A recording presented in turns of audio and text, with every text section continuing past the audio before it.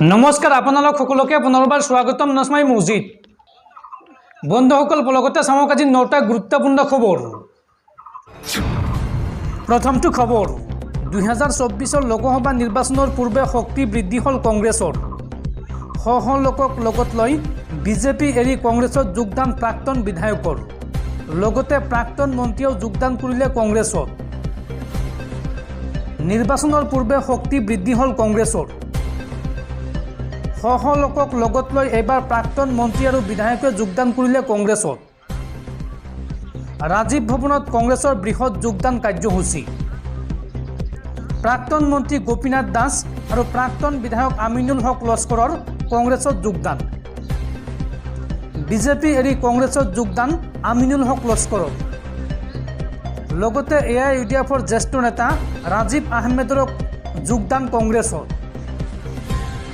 জিতেন্দ্ৰ সিং আৰু APCCৰ সভাপতি ভূপেন বৰাৰ উপস্থিতিত এই বৃহৎ যোগদান সভা অনুষ্ঠিত হয়। প্ৰাক্তন মন্ত্ৰী আৰু বিধায়কৰ সহ সমৰ্থকেও যোগদান কৰে কংগ্ৰেছত।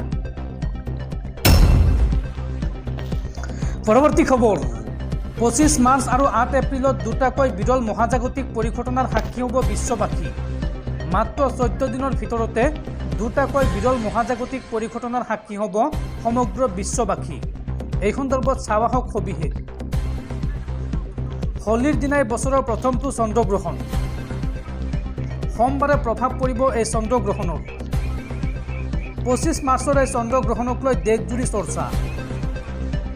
পুৱা 10:24 আৰম্ভ হ'ব এই চন্দ্ৰগ্ৰহণ আৰু বিয়লি 3:01 অন্ত পৰিব এই চন্দ্ৰগ্ৰহণৰ। এই চন্দ্ৰগ্ৰহণ কোন কোন দেশত দেখিবলৈ পোৱা যাব চাওঁ আহক। Ireland, England, Spain, Portugal, Holland, Belgium, Norway, Switzerland, Germany, France, America, Japan, Russia, Australia এইসমূহ দেশত দেখিবলৈ পোৱা যাব। লগতে আফ্ৰিকা, প্ৰশান্ত মহাসাগৰ, আটলাণ্টিক মহাসাগৰতো দেখা পোৱা যাব এই চন্দ্ৰগ্ৰহণ। ইফালে এই চন্দ্ৰগ্ৰহণৰ পিছতে আহি আছে সূৰ্যগ্ৰহণ। 8 এপ্ৰিলত হ'ব বিৰল মহাজাগতিক পৰিঘটনা। 7 মিনিট 14 ছেকেণ্ডৰ বাবে অন্ধকাৰচ্ছন্ন হৈ যাব পৃথিৱী। দুপৰীয়া 2:12 লুকাই যাব সূৰ্য। 8 এপ্ৰিলত হ'বলৈ গৈ আছে বিৰল মহাজাগতিক পৰিঘটনা।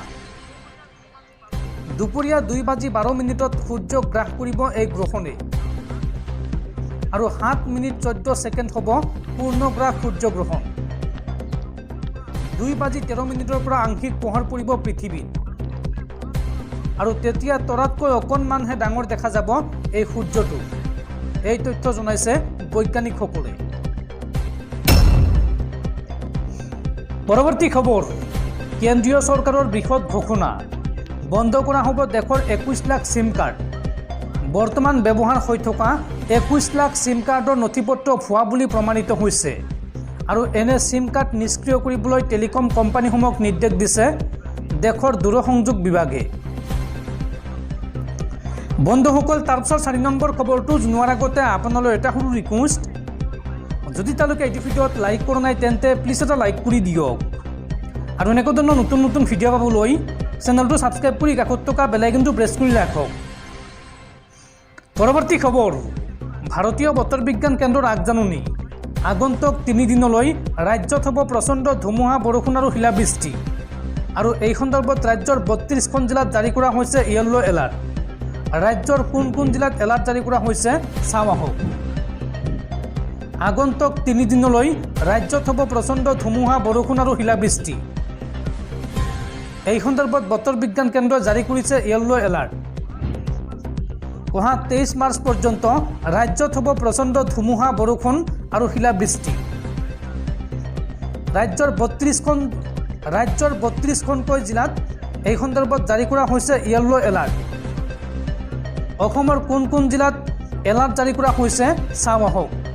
তিনিচুকীয়া, ডিব্ৰুগড়, শিৱসাগৰ, ধেমাজি, লখিমপুৰ, মাজুলী, যোৰহাট, গোলাঘাট, পূব কাৰ্বি আংলং, বিশ্বনাথ, শোণিতপুৰ, নগাঁও, হোজাই, ডিমা হাছাও, শিলচৰ, হাইলাকান্দি, কৰিমগঞ্জ, পশ্চিম কাৰ্বি আংলং, নগাঁও, মৰিগাঁও, কামৰূপ মহানগৰ, দৰং, ওদালগুৰি, বাক্সা, লগতে নলবাৰী, কামৰূপ, বৰপেটা আৰু গোৱালপাৰা এইকেইখন জিলাত য়েলো এলাৰ্ট জাৰি কৰিছে বতৰ বিজ্ঞান কেন্দ্ৰই।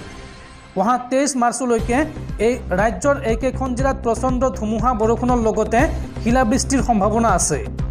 এই কথা জনাইছে ভাৰতীয় বতৰ বিজ্ঞান কেন্দ্ৰই। পৰৱৰ্তী খবৰ, নাগৰিকত্ব সংশোধনী আইন চমুকৈ কা সন্দৰ্ভত পুনৰ ডাঙৰ ঘোষণা কেন্দ্ৰীয় গৃহমন্ত্ৰী অমিত শ্বাহৰ। গৃহমন্ত্ৰী অমিত শ্বাহে এই সন্দৰ্ভত মন্তব্য কৰি কয় যে কাক লৈ ভাৰতীয় মুছলমানে মনত সংশয় ৰাখিব নালাগে। কাৰ বাবে কোনো মুছলমানৰ নাগৰিকত্ব কৰ্তন কৰা নহয়, এই আশ্বাস গৃহমন্ত্ৰী অমিত শ্বাহৰ। নাগৰিকত্ব সংশোধনী আইন চমুকৈ কাক লৈ আজি পুনৰ মন্তব্য প্ৰকাশ কৰিছে কেন্দ্ৰীয় গৃহমন্ত্ৰী অমিত শ্বাহে। অমিত শ্বাহে বুধবাৰে পুনৰ কয় যে নাগৰিকত্ব সংশোধনী আইনে নাগৰিকত্ব কাঢ়ি নিব নোৱাৰে আৰু ভাৰতীয় মুছলমানসকলে এই আইনখনক ভয় কৰাৰ প্ৰয়োজন নাই। নিউজ 18 ৰাইজিং ভাৰত সন্মিলনত ভাষণ দি অমিত শ্বাহে বিৰোধী দলৰ বিৰুদ্ধে কা সম্পৰ্কে ভুল তথ্য প্ৰচাৰ কৰাৰ অভিযোগ উত্থাপন কৰে। তেওঁ কয় যে আইনখন গৃহীত হোৱাৰ পাছত দেশত যথেষ্ট বিভ্ৰান্তি বিয়পি পৰিছিল। ভোট বেংকৰ ৰাজনীতিৰ বাবে বিৰোধীয়ে দেশত মিছা কথা বিয়পাইছে। নাগৰিকত্ব সংশোধনী আইন চমুকৈ কাৰো নাগৰিকত্ব কাঢ়ি নিনিয়ে, এই মন্তব্য গৃহমন্ত্ৰী অমিত শ্বাহৰ। তেওঁ লগতে ব্যাখ্যা কৰে যে পাকিস্তান, আফগানিস্তান আৰু বাংলাদেশৰ সংখ্যালঘু লোকসকলে চৰকাৰী আঁচনিৰ লাভালাভ লাভ কৰিবলৈ সক্ষম নহয়, কিয়নো তেওঁলোকৰ এতিয়ালৈকে নাগৰিকত্ব নাই। কাৰ অধীনত আৱৰা লোকসকল অনুপ্ৰৱেশকাৰী নহয়, কিন্তু তেওঁলোক নিৰ্যাতিত ব্যক্তি। তেওঁ লগতে কয় যে ভাৰতীয় মুছলমানসকলে এই আইনক লৈ ভয় কৰাৰ একো নাই।